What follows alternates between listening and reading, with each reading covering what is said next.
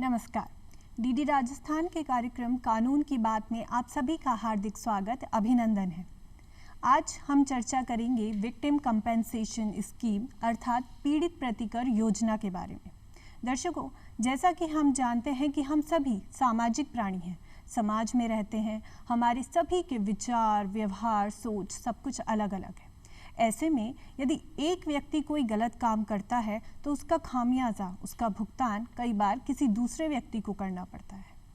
लेकिन जो व्यक्ति पीड़ित है, अब उसकी क्षति की पूर्ति कैसे हो, इसी संबंध में हमारे कानूनों में कौन कौन से प्रावधान किए गए हैं, यही जानेंगे हमारे साथ मौजूद हमारी बेहद खास मेहमान मिताली अग्रवाल जी से, जिनका हाल ही में हरियाणा जुडिशियल सर्विसेज में सिलेक्शन हुआ है। मैम, हमारे कार्यक्रम में आपका बहुत बहुत स्वागत है। Thank you so much.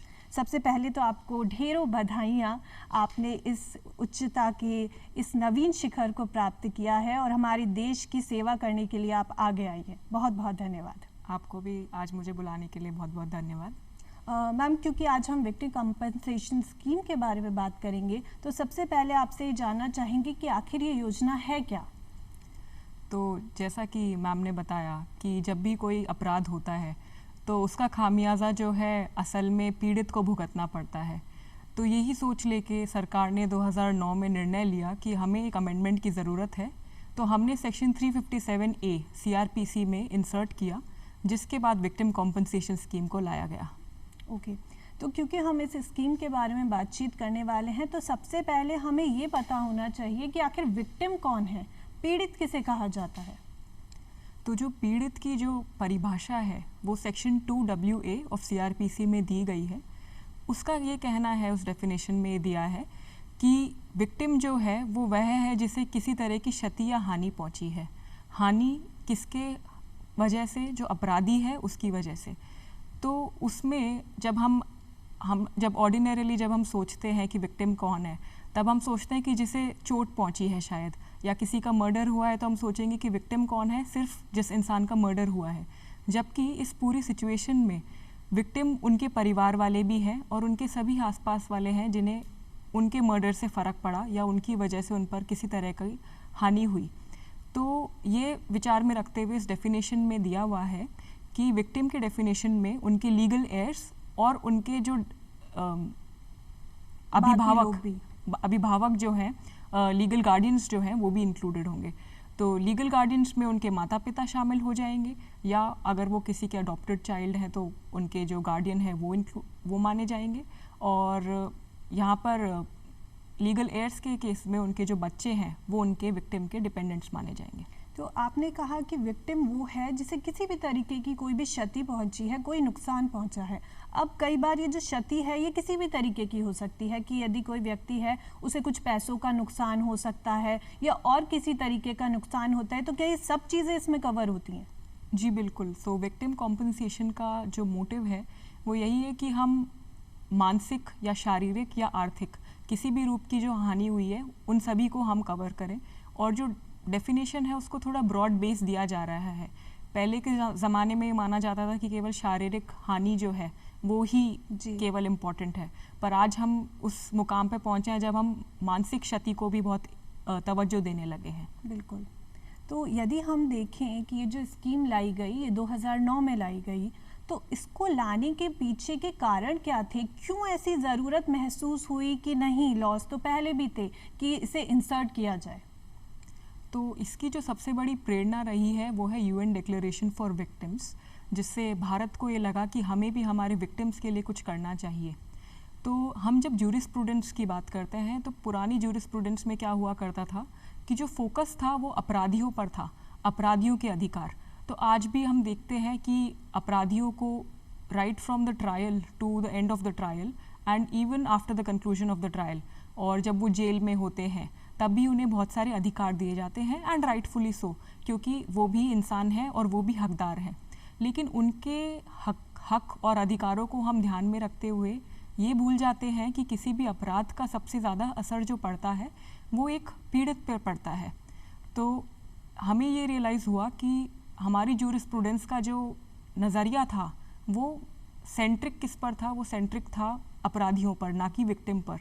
तो हमें ये रियलाइज़ हुआ कि अब हमें जो है विक्टिम्स का भी ध्यान रखना चाहिए, क्योंकि असल में जितनी परेशानी अपराध की वजह से हुई वो उन्हें हुई है। तो हमारे जो सर्वोच्च न्यायालय हैं उन्होंने कई केसेस में कहा कि जो विक्टिम कॉम्पनसेशन का अधिकार है उसे हम आर्टिकल 21 ऑफ द कॉन्स्टिट्यूशन के तहत एक फंडामेंटल राइट माने और एक ह्यूमन राइट भी माने। तो इसलिए एक तो हमारे सर्वोच्च न्यायालय के कदम की वजह से, और दूसरा हमारे लॉ कमीशन रिपोर्ट्स और मालिमत कमेटी रिपोर्ट्स के सुझाव के आधार पर फाइनली गवर्नमेंट ने ये माना कि हमें 2009 में इसे अमेंडमेंट के थ्रू सीआरपीसी में लाना चाहिए। तो मैम यदि हम देखें कि 2009 में हम जैसे कि जान रहे हैं कि इसे इंसर्ट किया गया इतनी आवश्यकताओं के कारण कि नहीं, हमारा फोकस केवल इस पर नहीं होना चाहिए कि अपराधी ने ये अपराध किया तो उनके साथ थोड़ी उदारता बरती जाए, हमारा फोकस उस व्यक्ति पर भी होना चाहिए जो आखिरकार पीड़ित है। और आपने कहा कि पीड़ित सिर्फ वही नहीं है जिसके साथ अपराध हुआ है, पीड़ित के साथ जो उसके परिवार वाले हैं, उसके माता पिता है, बाकी लोग हैं, वो भी एक तरीके से पीड़ित होते हैं क्योंकि उनके परिवार का इंसान परेशान है। अब यदि किसी व्यक्ति के साथ कोई अपराध किया गया है तो उसे कंपेंसेशन चाहिए, तो वो कहाँ जाए, किस तरीके से वो अप्लाई करे इसके लिए? तो मैम आपका सवाल के जवाब के लिए सबसे पहले हमें जो प्रोविजंस हैं लॉ के वो समझने पड़ेंगे। सबसे पहले हम बात करते हैं section 357A of the CrPC, जो इस अमेंडमेंट के माध्यम से डाला गया। तो ये अमेंडमेंट ये कहता है कि जो राज्य सरकार है वो केंद्र सरकार के साथ मिलकर एक विक्टिम कॉम्पनसेशन योजना बनाएंगे। उसके बाद क्या होता है कि आपका केस जो है कोर्ट में गया, तो आपका केस जब डिसाइड हो जाएगा तो कोर्ट आदेश देगा, कोर्ट जो है रेकमेंड करेगा किसे, जो आपकी विधिक सेवा प्राधिकरण है जिसे हम लीगल सर्विस अथॉरिटी कहते हैं। तो सरकार द्वारा हर राज्य में और हर जिले स्तर पे एक लीगल सर्विस अथॉरिटी बनाई जाती है, और आप अगर चाहें तो आप अपने डिस्ट्रिक्ट कोर्ट कंपाउंड में जाकर देखेंगे, या हम जैसे जयपुर की बात करें तो हमारे हाई कोर्ट के जो प्रेमाइसिस हैं उसी में लीगल सर्विस अथॉरिटी का ऑफिस है। तो आप वहाँ जाएंगे तो वहाँ पर उन्हें आदेश मिलता है कोर्ट के द्वारा कि आप इस केस में कॉम्पनसेशन दें। अब कॉम्पनसेशन कितना दिया जाए ये तय करने का काम लीगल सर्विस अथॉरिटी का ही है, और वो केस में इंक्वायरी करते हैं। वो ये कुछ फैक्टर्स जो होते हैं वो देखते हैं, जो हम आगे डिस्कस करेंगे कि क्या फैक्टर्स देखते हैं, और उन्हें डिस्कस करने के बाद उन्हें लगता है कि इस केस में इतना कॉम्पनसेशन दिया जाना चाहिए तो वो उतना कॉम्पनसेशन दे देते हैं। इस कॉम्पनसेशन का जो भुगतान है वो 2 महीने में लीगल सर्विस अथॉरिटी को करना होता है। अब ये पहला तरीका हुआ जहाँ पर आपको कोर्ट ने कॉम्पनसेशन अवार्ड किया केस ख़त्म होने के बाद। लेकिन आप जानते हैं कि हमारी न्याय प्रणाली ऐसी है जिसमें समय बहुत ज़्यादा लग जाता है, और हम उतना इंतज़ार शायद हो सकता है कि किसी की आर्थिक स्थिति जो है उसे इतना इंतज़ार करने का समय नहीं दे पाए।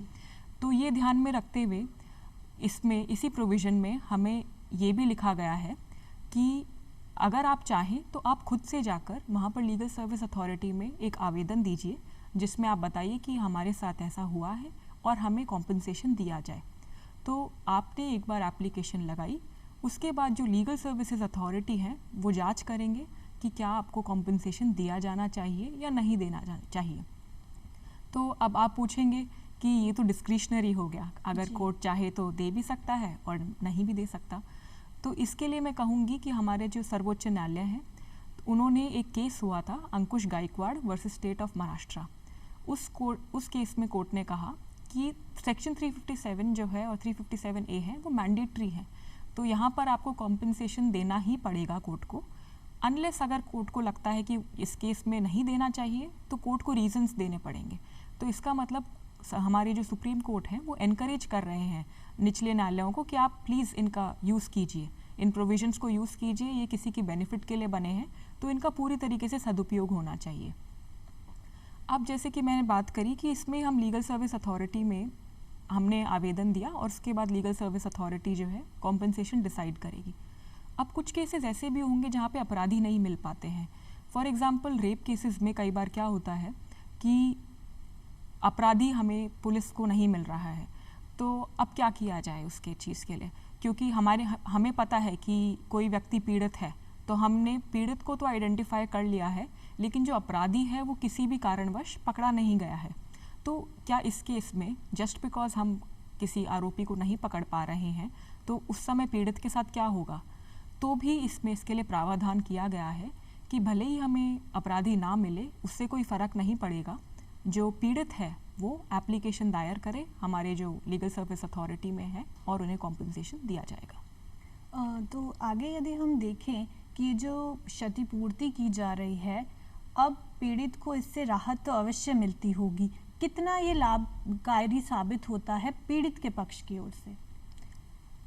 मैम देखा जाए तो देखिए क्या होता है कि हम मध्यवर्गीय परिवारों से आते हैं, लेकिन हमें जब हम इस स्कीम के बारे में सोचते हैं तो हमें उन गरीब व्यक्तियों के नज़रिए से सोचना चाहिए जिनके लिए शायद एक दिन की रोटी भी कमाना मुश्किल है। तो सोचिए अगर उनका एक्सीडेंट हो जाता है और उन्हें लाख रुपए अगर किसी निजी अस्पताल में देने पड़ रहे हैं अपने ट्रीटमेंट के लिए, तो उनके लिए वो शायद असंभव है और वो शायद ये कभी अवेल भी ना करें। उनके पास कोई चारा नहीं होगा बस अपनी शायद जान देने के अलावा। तो उन केसेस में जहाँ पर वो आर्थिक रूप से कमज़ोर हैं, उनके लिए ऐसी स्कीम जो है बहुत ही ज़रूरत है और बहुत ही फ़ायदेमंद भी है।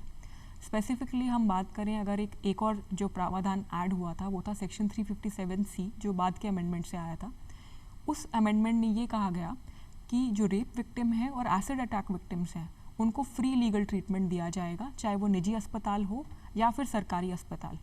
तो इन केसेस में हमें इमीडिएटली फर्स्ट एड ट्रीटमेंट चाहिए होता है, और जैसा हम मूवीज़ में देखते हैं कि वो कहते हैं कि नहीं इस केस में आप FIR कीजिए फिर हम ट्रीटमेंट स्टार्ट करेंगे, तो ऐसा अब अलाउड नहीं है, आप ऐसा नहीं कर सकते हैं।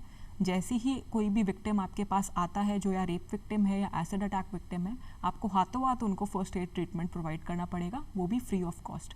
तो आप चाहे प्राइवेट हॉस्पिटल में जाइए या सरकारी हॉस्पिटल में, आपको कोई भी मना नहीं कर सकता।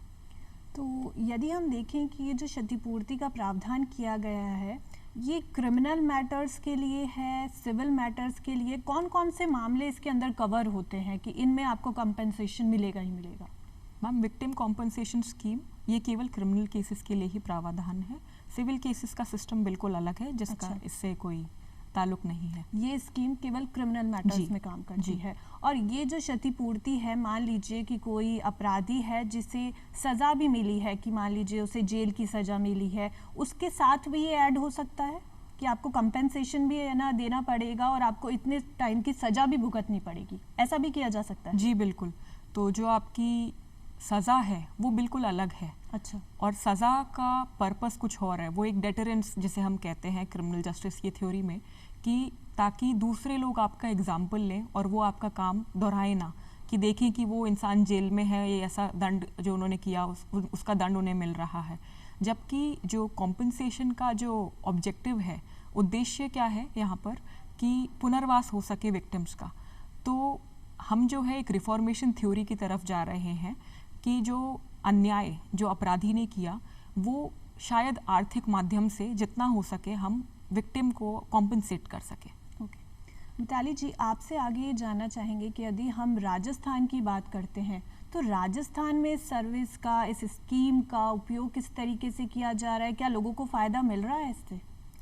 मैम ये सब तो स्टैटिस्टिक्स ही बता पाएंगे, जो शायद हमारी हाई कोर्ट और डिस्ट्रिक्ट कोर्ट ही इस पर थोड़ी लाइट डाल पाएंगे। लेकिन मैं आपको इसके प्रावधानों के बारे में बताना चाहूँगी जो हमारे राजस्थान के जो वासी हैं वो, ताकि इसका फ़ायदा उठा सकें अगर उन्हें ज़रूरत पड़े। तो राजस्थान में भी जो मैंने अभी तक जो प्रावधान बताए वही लागू होते हैं, उसमें थोड़े बहुत चेंजेस हैं। तो हर साल हमारी जो राज्य सरकार है वो इस स्कीम के लिए अलग से बजट में एलोकेशन करती है। तो उसके बाद क्या होता है कि आप उसी तरीके से या तो आप कोर्ट आपको अवार्ड कर देगा या फिर आप लीगल सर्विस अथॉरिटी के थ्रू आवेदन कर कॉम्पनसेशन के लिए अप्लाई कर सकते हैं। राजस्थान में ख़ास बात एक ये है कि अपराध के 1 साल में ही आपको जो है कॉम्पनसेशन के लिए अप्लाई करना पड़ेगा। तो मान लीजिए आप किसी भी कारणवश लेट हो जाते हैं या आप अप्लाई नहीं कर पाए लीगल सर्विस अथॉरिटी को 1 साल के अंदर, तो आपको फिर कॉन्डोनेशन ऑफ डिले की एप्लीकेशन फाइल करनी पड़ेगी, जिसे देरी माफ़ी कहा जाता है। कि आप कारण बताइए कि मान लीजिए आप बीमार थे या आपके परिवार में ऐसी कुछ प्रॉब्लम्स हो गई जिसकी वजह से आप 1 साल में भी आवेदन नहीं कर पाए। तो उसके बाद अगर लीगल सर्विस अथॉरिटी को लगता है कि आप जो कह रहे हैं उस बात में दम है और आपको वो माफ़ी देनी चाहिए, तो वो कंसिडर भी करेंगे अगर आपको देरी हो गई है। लेकिन फिर भी आप कोशिश कीजिए कि आप अपराध के 1 ही साल में जो है आवेदन दीजिए। उसके पीछे एक रीज़न ये भी होता है कि एविडेंस जो है वो डिस्ट्रॉय होता जाता है और आप अपना केस जितना लेट होता जाएगा आप प्रूव नहीं कर पाएंगे। तो जितना जल्दी हो सके आप अपने जो विधिक अधिकार हैं उनका एक्सरसाइज कीजिए, उनका उपयोग कीजिए। तो वरना आपका जो है न्यायालय आपकी मदद नहीं कर पाएंगे अगर आप बहुत ज़्यादा देरी कर देते हैं। तो मतलब जो बात हमें लिमिटेशन एक्ट बताता है कि नहीं, कोई भी अपराध यदि किसी व्यक्ति के साथ किया गया है तो हर अपराध के लिए एक टाइम लिमिट सेट की गई है कि इतने समय में आप उसके संबंध में कार्यवाही कर सकते हैं यदि आपको कुछ भी करना हो। वही चीज़ इस केस में भी अप्लाई होती है। तो मैम लिमिटेशन के अंदर हमें काम करना होता है। जी, तो वैसे क्राइम्स के केसेस में जो है लिमिटेशन केवल जो माइनर ऑफेंसेस है उनके केस में सेक्शन 368 ऑफ सीआरपीसी में दिए हुए हैं। लेकिन बाकी जो केसेस हैं, जो सीरियस टाइप ऑफ केसेस है, मर्डर है, रेप है, इन केसेस में कोई भी परिसीमा या लिमिटेशन नहीं प्रोवाइडेड है, क्योंकि हम मानते हैं कि क्राइम है तो उसकी ग्रेविटी बहुत ज़्यादा है, वो बहुत ही सीरियस चीज़ है, इसलिए हम परिसीमा नहीं निर्धारित करते सीरियस ऑफेंसेस के लिए। लेकिन आप केवल इस आवेदन के पर्पस से यहाँ पे कॉम्पनसेशन के लिए अप्लाई करने के लिए आपकी 1 साल की सीमा राजस्थान में सेट करी हुई है। ओके मैम, आगे आपसे जानना चाहेंगे क्योंकि हम पीड़ित के बारे में बात कर रहे हैं। आपने कहा कि हमें जागरूक होना भी ज़रूरी है, तो जागरूक होना हर क्षेत्र में ज़रूरी है। आज हम जैसे टेक्नोलॉजी के प्रति जागरूक हैं, इसी तरीके से हमें ये भी पता होना चाहिए कि हमारे लिए कौन कौन से कानून बनाए गए हैं। कई बार हमें ऐसा लगता है कि ये अपराध है, अरे इसकी हम क्या शिकायत करेंगे, इसके यदि हमारे साथ हो भी गया कुछ गलत तो हमें क्या मिलेगा, हमें कोर्ट का पूरा प्रोसेस में जाना पड़ेगा। लेकिन नहीं, हमें जागरूक होना चाहिए और जो अधिकार हमें दिए गए हैं उन्हें लेने के लिए हमें आगे भी आना चाहिए। लोगों को इसके प्रति, इस स्कीम की जानकारी के प्रति हम किस तरीके से अवेयर कर सकते हैं?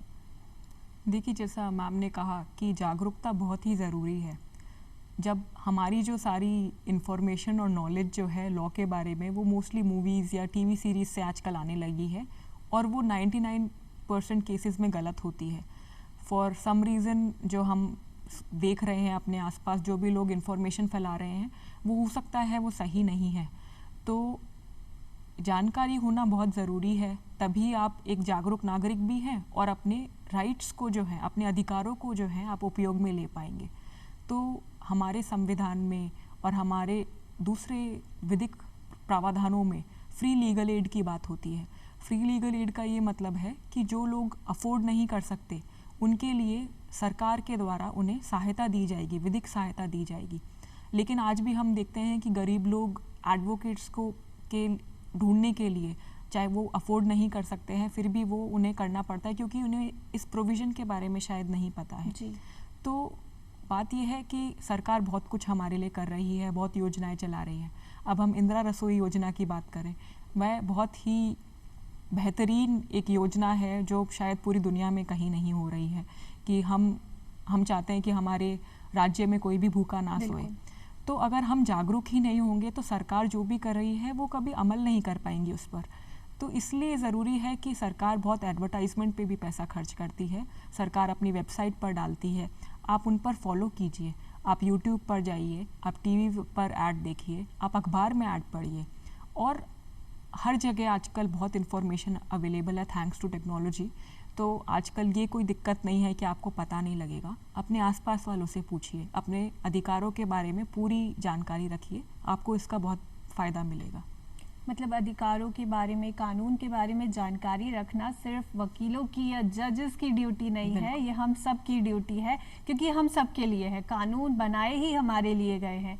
आगे आपसे ये जानेंगे क्योंकि क्षतिपूर्ति दी जा रही है, अब कई बार इसे यदि हमें क्लेम करना है तो जो अमाउंट डिसाइड किया जाता है कोर्ट के द्वारा कि इतना नहीं इतना मिलना चाहिए, उसके कौन कौन से ग्राउंड्स रहते हैं और कोर्ट किन किन चीज़ों पर विचार करने के बाद ये क्षतिपूर्ति का निर्धारण करते हैं? तो मैम सबसे पहला ग्राउंड जो है वो है कि अपराध किस तरह का हुआ है। तो ये मैं जैसे राजस्थान के कॉन्टेक्स्ट में अगर बताऊं तो हमारे राजस्थान में जो ये विक्टिम कॉम्पनसेशन स्कीम रिलेटेड जो योजना है उसमें क्या लिखा हुआ है कि अगर किसी भी अपराध में किसी व्यक्ति की मृत्यु हो गई है तो उस केस में 2 लाख तक का कॉम्पनसेशन क्लेम किया जा सकता है, या फिर 80% डिसेबिलिटी या विकलांगता हो गई है किसी अपराध की वजह से तो उस केस में करीब 1.5 लाख के आसपास या 1 लाख के आसपास आप कॉम्पनसेशन जो है क्लेम कर सकते हैं। वही रेप केसेस में आप 2 लाख तक का कॉम्पनसेशन क्लेम कर सकते हैं। तो इससे हमें ये पता चल रहा है कि कॉम्पनसेशन का जो अमाउंट है वो आपके साथ कौन सा अपराध हुआ है उससे डिसाइड होगा। इसी में दूसरे फैक्टर्स ये भी हो सकते हैं कि आपकी आर्थिक हालत क्या है, आप पे डिपेंडेंट्स कितने थे।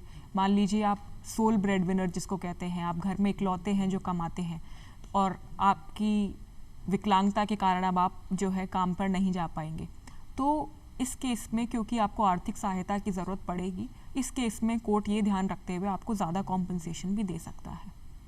मतलब कोर्ट आर्थिक स्थिति भी देखेगा। बिल्कुल। और क्या ऐसा भी है कि यदि किसी व्यक्ति ने कोई अपराध किया, कई बार उसकी भी परिस्थितियां अलग अलग होती है, कुछ बार वो हैबिचुअल ऑफेंडर्स होते हैं, हालांकि कोर्ट इस चीज़ को नहीं मानता है कि नहीं कोई व्यक्ति हैबिचुअल ऑफेंडर भी हो सकता है, पर फिर भी कुछ लोग ऐसे होते हैं कि परिस्थिति ऐसी आ गई थी कि अब हमारे पास कुछ चारा नहीं था। क्या इन चीज़ों को भी देखा जाता है कोर्ट के द्वारा? जी बिल्कुल।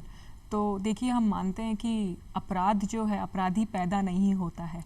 अपराधी जो है वो सोसाइटी बनाती है एसेंशियली। क्योंकि सोसाइटी ने शायद उन पर ध्यान नहीं दिया, उनको फैसिलिटीज़ नहीं दी, उनके साथ सही जो है उन्हें ट्रीटमेंट नहीं दिया गया। तो हम ये मान रहे हैं कि क्योंकि वो जो है वो बुरे नहीं हैं, उन्हें सुधारा जा सकता है और उन्होंने किसी शायद परिस्थितियों में ही जो किया वो किया होगा। तो ये ध्यान रखते हुए कोर्ट अगर कई बार लगता है कि हाँ कोई जेन्युइन रीज़न था, कि जैसे आपने एक कहानियाँ सुनी होंगी कि कोई भूखा आदमी था, या जो भूखा आदमी ने अगर किसी दुकान से रोटी चुराई तो क्या वो चोर हुआ? तो ये ऐसे टाइप के जो एथिकल क्वेश्चंस हैं ये कोर्ट के सामने बहुत बार आते हैं। इसका एक और अगर मैं उदाहरण दूँ, एक जज थे, ऑनरेबल जज दिल्ली सबऑर्डिनेट कोर्ट में ही, उन्होंने एक रेलवे में जो आते हैं, हमें बेचने आते हैं छोटी छोटी चीज़ें, तो उनके लिए परमिट चाहिए होता है, ऐसे ही कोई भी जाकर कुछ भी नहीं बेच सकता है। तो जब उस व्यक्ति को बिना परमिट के पाया गया तो वो कोर्ट के सामने आए, तो कोर्ट ने बड़ी दुख जताया कि हम ऐसे व्यक्तियों के लिए कुछ नहीं कर पा रहे हैं और अब हमें इन्हें जेल में डाल दे क्योंकि इन्होंने लॉ तोड़ा, तो हमें इनकी परिस्थितियाँ भी देखनी पड़ेगी। तो ये है मैम। बिल्कुल। आखिर में आपसे जानना चाहेंगे कि आज हमने इतनी चर्चा की और आज जो हमारा फोकस रहा है वो रहा है पीड़ितों के लिए, क्योंकि हमारा जो कानून है वो एकदम लिबरल है। हमारे यहाँ पर अपराधियों के लिए भी व्यवस्था है। एक तरफ हम अपराधियों के लिए भी मानव अधिकारों की पैरवी करते हैं। हम कहते हैं कि नहीं, भले ही वो अपराधी है पर फिर भी कुछ अधिकार तो उसके भी हैं। लेकिन आज हम चर्चा करने वाले हैं कि पीड़ित, उस पर हमारा पूरा फोकस है। तो ये जो स्कीम लाई गई 2009 में, इससे कितना फ़ायदा हुआ है हमारी कानून व्यवस्था को भी और हमारे पीड़ितों को भी? मैम, कोई भी योजना आती है तो अल्टीमेटली उसका जो बेनिफिट है वो कितना मिला है और कितना आगे मिलेगा, वो सब एक तो लोगों के हाथ में है कि वो कितना उसका उपयोग करते हैं, और दूसरा सरकार के हाथ में भी है कि वो उसका कितना इम्प्लीमेंटेशन करते हैं। तो जैसा कि मैंने बताया कि विक्टिम कॉम्पनसेशन स्कीम का स्पेसिफिकली फ़ायदा हो रहा है, क्योंकि हम देखें तो जितनी जागरूकता फैलेगी इसके बारे में, उतना ही लोगों को रियलाइज़ होगा कि वो अप्लाई कर सकते हैं, तो उन्हें जो उनके साथ अपराध हुआ उसकी क्षतिपूर्ति भी होगी। बाकी आने वाले समय में ही पता चलेगा कि इसका कितना बेनिफिट हुआ है। बाकी अब तक जितना देखा जा रहा है बेनिफिट दिख रहा है। और इसका एक और बेनिफिट जो है मेजरली हमने देखा, भी एक केस हुआ था दिल्ली हाई कोर्ट के सामने, Karan versus state of NCT Delhi. उस केस में दिल्ली हाई कोर्ट ने एक नई बात कही है, वो है विक्टिम इम्पैक्ट असेसमेंट रिपोर्ट की। उस केस में दिल्ली हाई कोर्ट क्या कह रहा है कि हम ये देखेंगे अब से कि विक्टिम पर कितना असर पड़ा उस अपराध का, और फिर हम क्वांटिफाई करें कि कितना कॉम्पनसेशन दिया जाना चाहिए। तो उससे हम ये भी देखेंगे कि कितना उसके पुनर्वास के लिए रिक्वायरमेंट है, अपराधी की क्या सिचुएशन थी, अपराधी की आर्थिक हालत क्या है। तो ये पूरी एक रिपोर्ट बनाई जाएगी हर विक्टिम के ऊपर, और फिर उसके बाद उसको कॉम्पनसेशन दिया जाएगा। अब ये देखने वाली बात है कि इसे इम्प्लीमेंट किया जाएगा नहीं, क्योंकि ये बहुत ही कॉम्प्लिकेटेड और टेडियस टास्क भी है एक रिपोर्ट बनाना हर केस में। लेकिन ये बहुत ही अच्छा सुझाव दिया है दिल्ली हाई कोर्ट ने, और बहुत ही प्रोग्रेसिव सुझाव है। तो इस योजना का फ़ायदा ये है कि आने वाले समय में और भी ऐसे तरह के जो हम मुद्दे जो हैं डील करेगी सरकार फिर। मिताली जी, आज आपने हमें अपना इतना अमूल्य समय दिया और केवल समय ही नहीं, इतनी सारी बेहतरीन जानकारी हमें इस विषय पर दी, इसके लिए हम आपके बहुत बहुत आभारी हैं। हमारे कार्यक्रम में आने के लिए बहुत बहुत धन्यवाद। Thank you. तो दर्शकों, आज हमने चर्चा करी क्षतिपूर्ति के अधिकार के बारे में, योजना के बारे में। तो इसी उम्मीद के साथ कि हम हमारे अधिकारों के प्रति जागरूक रहें, कानूनों के प्रति जागरूक रहें, सरकार को अपना काम करने दें, खुद अपना काम करें। अगली बार राष्ट्रहित से जुड़े मुद्दों पर फिर विचार करेंगे, फिर चर्चा करेंगे। तब तक के लिए हमें इजाज़त दीजिए। नमस्कार।